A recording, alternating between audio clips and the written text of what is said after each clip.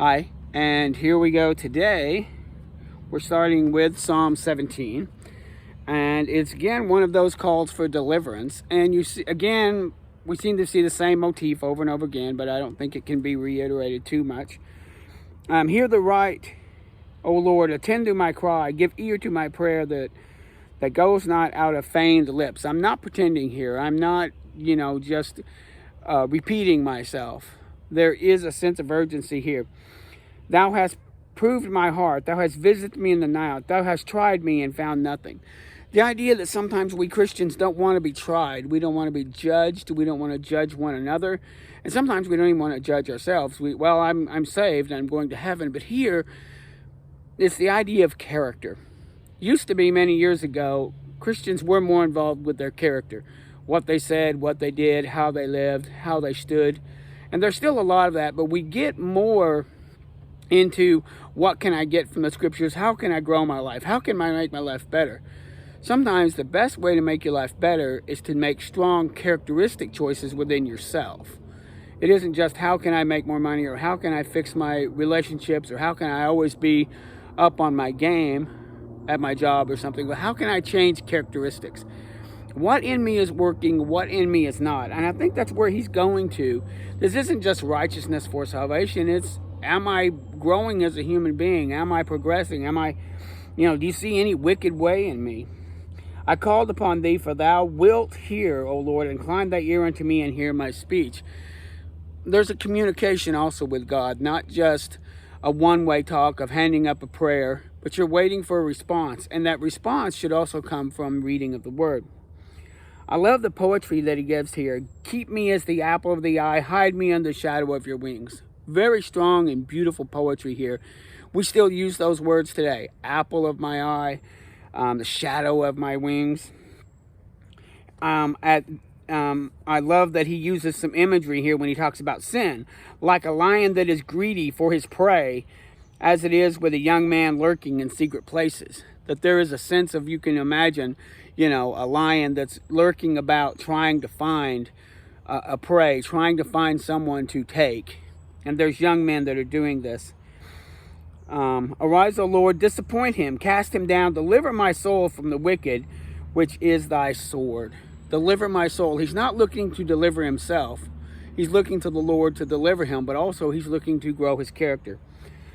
And I love at the very last here, it says, as for me, I will behold thy face in righteousness. I will be satisfied when I awake in thy likeness. So here's where we sometimes as Christians, that we don't cherish just waking in his likeness. We also have to have other things added to us, or other experiences, or monies, or vehicles, or better housing, or whatever it is, that we do awake and be like him. So I think this is a good one to read because of the strong poetic sense, and I love the imagery here, and just the idea of being awakened and being satisfied if I can look like him. So that's Psalm 17 in a nutshell. I'm going back to Genesis, and we've got a couple of interesting things here to look at in 33 and 34. Yesterday we left off with the two brothers are meeting, and at first Jacob thought, I'm going to get destroyed, or I could get destroyed. Here's my brother Esau coming with 400 men. All I have is my wife, my kids, and some of the servants and maidservants and manservants that I have with me, but we are not ready for an army. We're not ready for an attack. We're not ready to be taken on. And instead of him bolstering himself in the physical, he goes before God, and he goes off by himself and wrestles with God. And God changes his name to Israel, which means Prince of God. But God has already been working behind with Esau. And so what happens is that Jacob lifts up, and behold, Esau was coming with 400 men. He divided the forces. Leah and some children went some way. Rachel and some children went another way. His strategy was, well, if I'm wrong, one group can survive. And so Esau runs up the meeting, embraces him, and falls on his neck, kisses him, and weeps. Once again, we see kissing here. The idea of affection, not just in romantic, but more cultural, more intimacy. One thing I've noticed is that both boys have changed. When you saw Esau and Jacob earlier on. Esau is headstrong. He doesn't like his birthright. Jacob is the trickster. He's trying to manipulate his way out of hard work. He hangs around the house and doesn't do hard work. Esau's out in the fields and out working hard to hunt and to gather, while Jacob hangs around the house doing the more softer work. And what we see here is how they've both changed. Now, instead of animosity, there is humility. And I think it's humility on both sides. I know sometimes we dog Esau because in Romans it says, Jacob I loved and Esau I hated. But there's no evidence in here that God hated the person of Esau.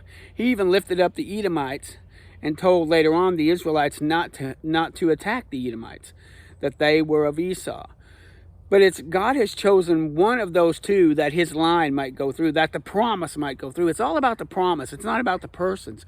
We always make it about the persons and the personality. We don't make it about the promise.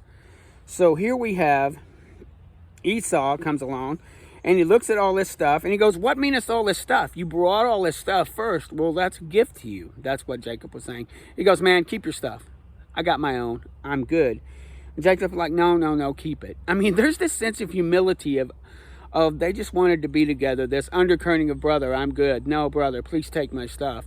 You know, so, and there's a little bit of humility here when Esau wants to move on. Let's take the men.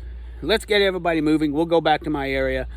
And Jacob's like, well, you know, we can't go too fast because I've got some little kids and I've got some sheep and they'll just fall out in the way. You go first. I'll follow with the sheep and I'll follow with the children. Again, this sense of humility. Not I'm the king, but I'm going to run with you and be the king, but I'm going to stay back and take care of the weakest, take care of the most infirm here.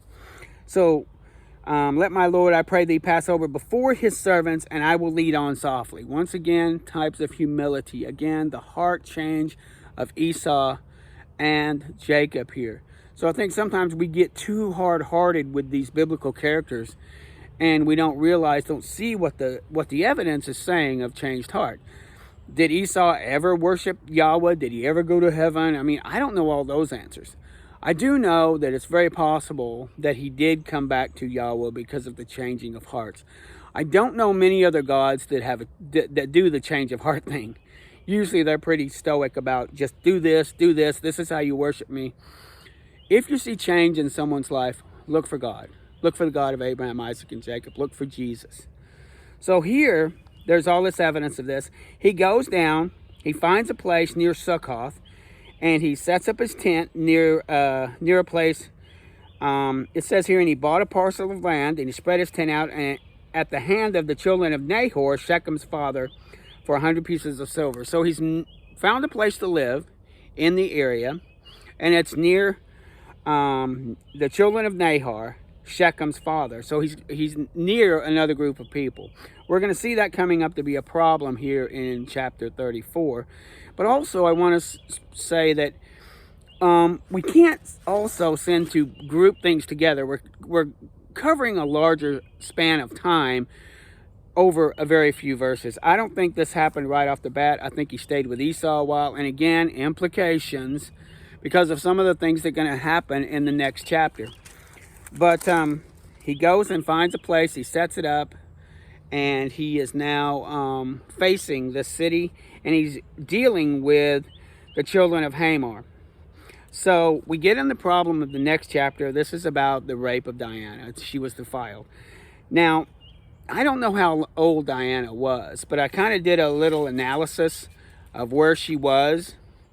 I mean, all the boys except for Joseph and Benjamin had been born at this time, and all of them would have been, you know, I broke it down to where Jacob was having children, sons, born from like his 7th year after he came in to see Laban up to the 20th year. So if you're going to have 11 kids in about 20 years, you're going to be having a child every year or so. And again, there were 4 mothers involved.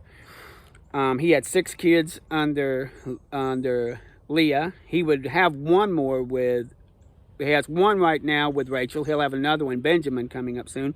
He had 2 with Bilnah and 2 with Zilpah.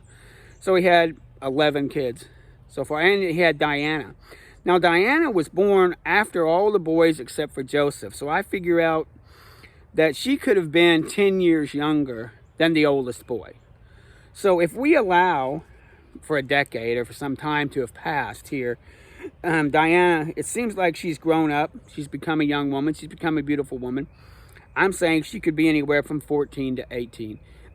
That would make Reuben, her oldest brother, 26 to 28. So we've got some boys, a large amount of boys between the ages of 16 and 26. And we have Diana coming along after that. And then we have Joseph maybe a couple of years under him.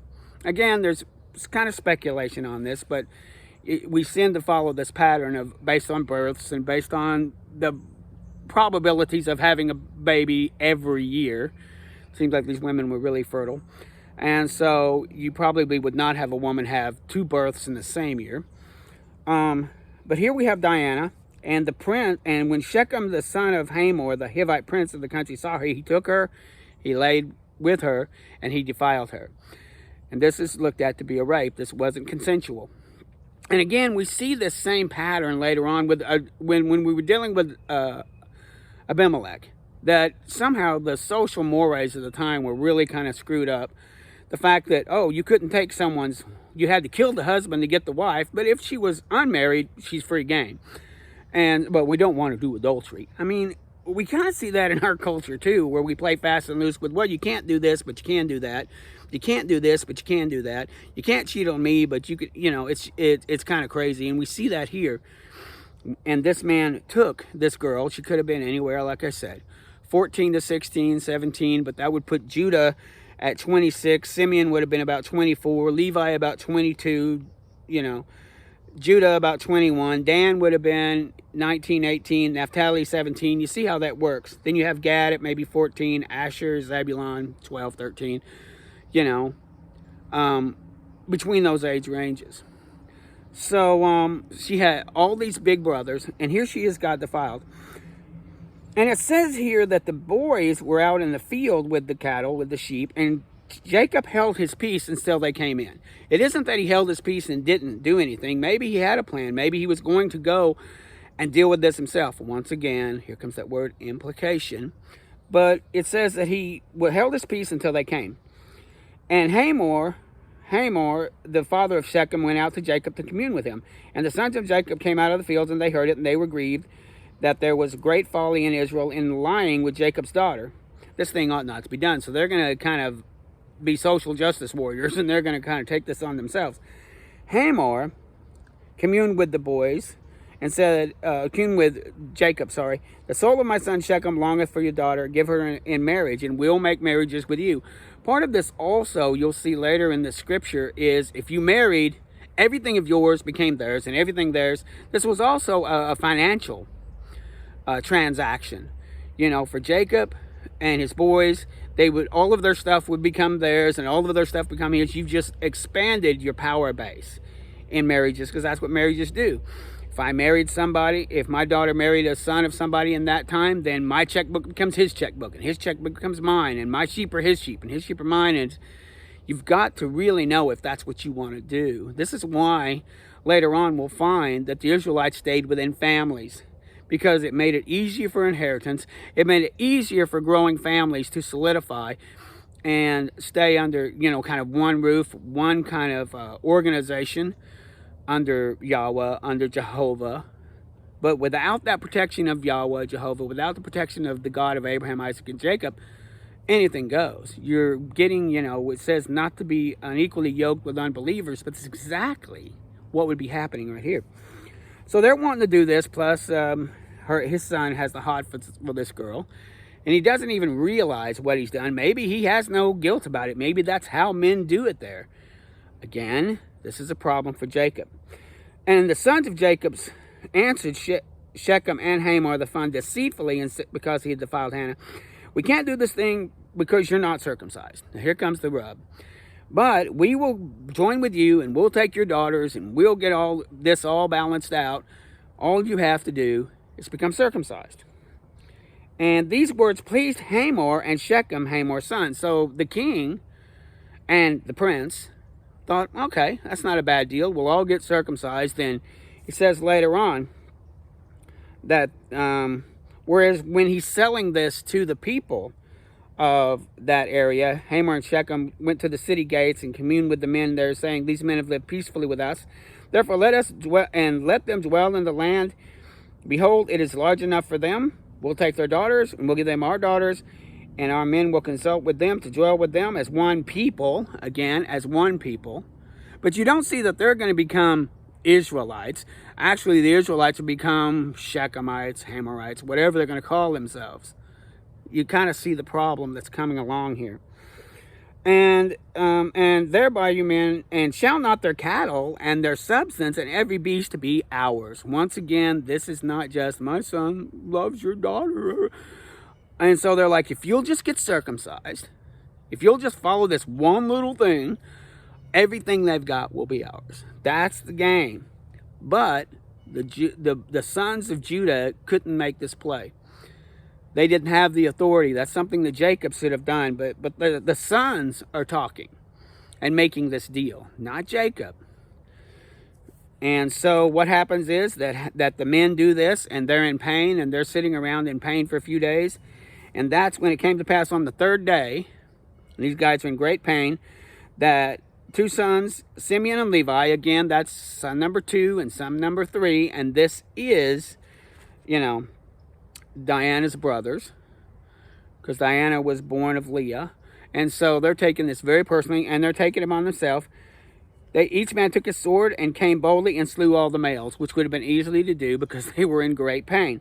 They slew Hamor and Shechem and all the sons with the edge of the sword, and took Diana out of Shechem's house. See, they'd already given Diana to Shechem, and now they're taking her out.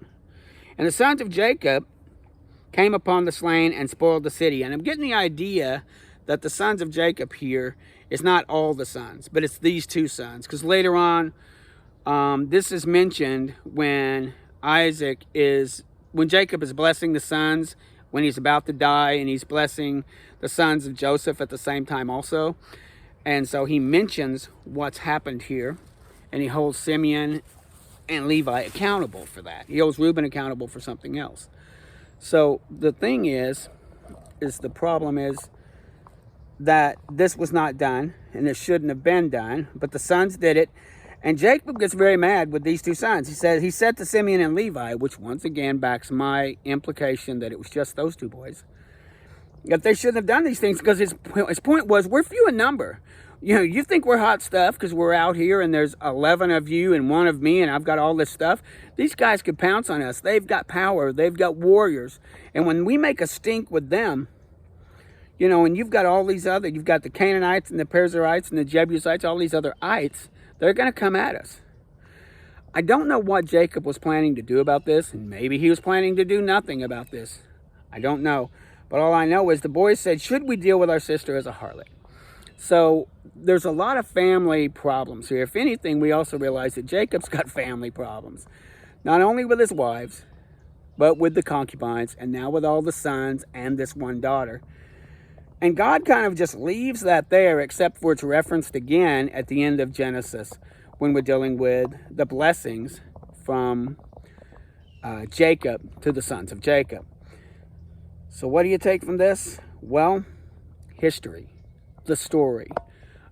Sit and read it for yourself. Kind of look at the scriptures and the wording and see what's saying. This is not condoning rape. This is not condoning violence on women, and this is condoning that men should protect women, and probably Jacob should have done more. But right now we see that what the boys chose was not a good choice. Anyway, that's all for today. Thank you. Bye.